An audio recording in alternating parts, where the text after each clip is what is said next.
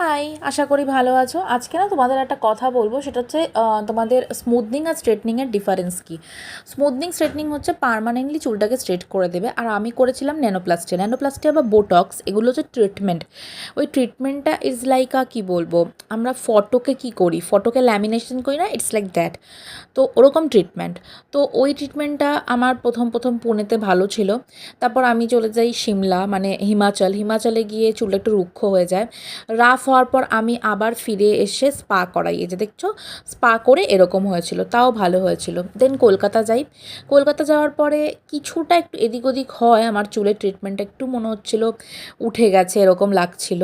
But সামনের চুলগুলো দেখছো তো, ওগুলো হচ্ছে নিউ হেয়ার গ্রোথ হচ্ছে, তো ওগুলো তো অবশ্যই আমার আসল চুল, কুকরানো চুলই উঠবে না, কার্লি হেয়ার উঠবে। ওটা দেখেও কয়েকজন কমেন্ট করছে, ইজ লাইক বাবা তোর চুল তো একদম ট্রিটমেন্ট চলে গেছে। হ্যাঁ দিদি, আমারটা তো আমি বুঝবো, আপনাকে তো বুঝতে হবে না।